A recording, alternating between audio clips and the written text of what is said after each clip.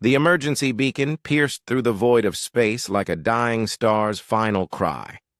Commander Sarah Chen stood on the bridge of the UES Indomitable, watching as her communications officer decoded the desperate transmission that had reached Earth just 72 hours ago.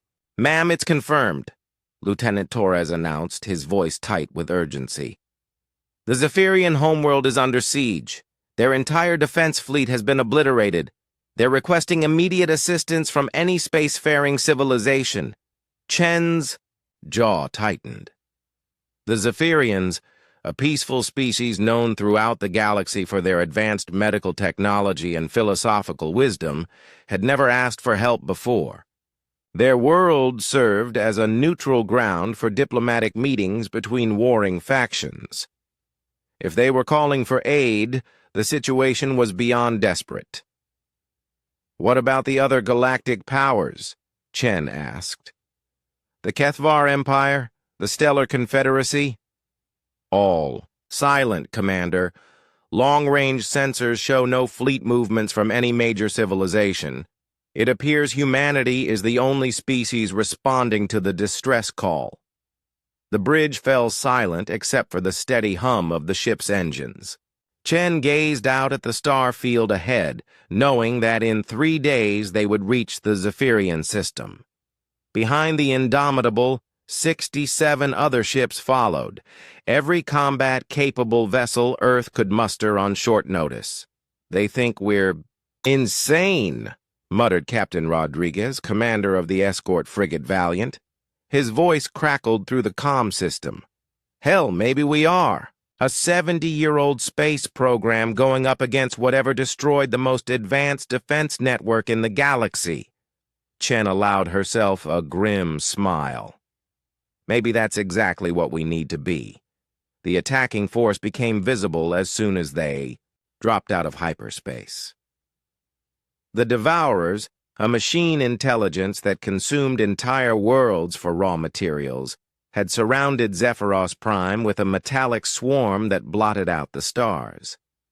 Massive harvester ships, each the size of a small moon, slowly stripped away the planet's atmosphere, while fighter drones eliminated any remaining resistance.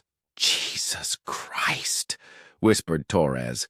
"There are thousands of them." The Zephyrian fleet had been elegant, graceful ships designed for exploration and peaceful contact. Their weapons were precise, surgical instruments meant to disable rather than destroy. Against the Devourers' brutal efficiency, they had stood no chance. But humanity had learned warfare in a different school. "All ships, this is Chen. Form up for attack pattern Delta.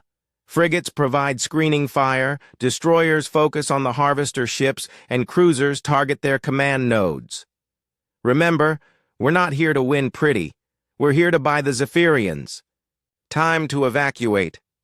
The human fleet moved like a pack of wolves diving into a mechanical sea. Their ships were ugly, functional things. Armor plating welded over civilian hulls, weapons systems that prioritized raw firepower over elegance. Where other species built their vessels for specific purposes, humans had learned to adapt, to improvise. The Indomitable led the charge, her jury-rigged missile pods launching a devastating barrage into the Devourer formation. Fusion warheads designed for asteroid mining became ship killers. Construction mechs repurposed as boarding pods crashed into enemy hulls, disgorging teams of Marines armed with plasma cutters and explosive charges. "Zephyrian vessel Serenity, this is the UES Indomitable," Chen called out as her ship carved through a squadron of enemy fighters. "We're here to get you out. Begin evacuation procedures immediately." The response came in the melodic tones of the Zephyrian language, translated by the ship's computer. "Human vessel, your sacrifice is noted. With profound gratitude, but you cannot hope to defeat such numbers. Please withdraw before you share our fate." Negative, Serenity. We didn't come here to run. Chen's voice carried across the battle as human ships continued their relentless assault. We came here to remind the galaxy what happens when you threaten our friends. The Devourers had expected to face another civilized fleet, ships that would maintain formation, follow tactical doctrine, retreat when losses became unsustainable. Instead, they found themselves fighting an enemy that seemed to treat impossible odds as a personal challenge. When the destroyer Crazy Horse lost her main engines, Captain Martinez didn't retreat. He used the ship's momentum to ram directly into a harvester's control center, detonating his remaining nuclear warheads on impact. When the frigate Stalingrad ran out of ammunition, her crew turned the ship itself into a guided missile, targeting the enemy's communication arrays. For every human ship destroyed, the Devourers lost dozens of their own. The mechanical precision of their attacks crumbled under humanity's chaotic ferocity. Where other species saw suicide, humans saw opportunity. "Commander, we're receiving transmissions from across the galaxy," Torres reported, barely audible over the sounds of battle.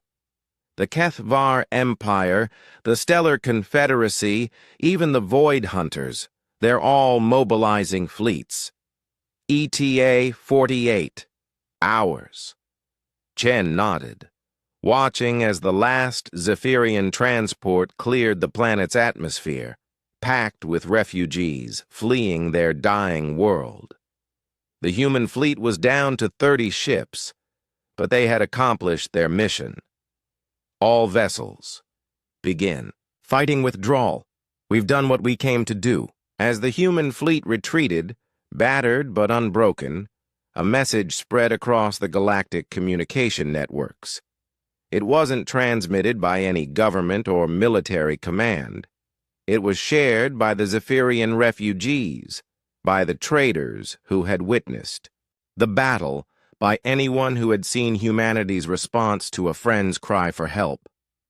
The message was simple. When the galaxy screamed for help, Earth roared back.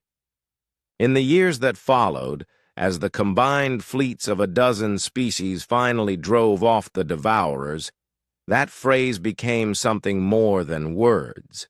It became a promise, a reminder that somewhere in the galaxy was a species that would cross any distance, face any odds, to stand beside those who called them friend. And when the next crisis came, the galaxy knew exactly who to call.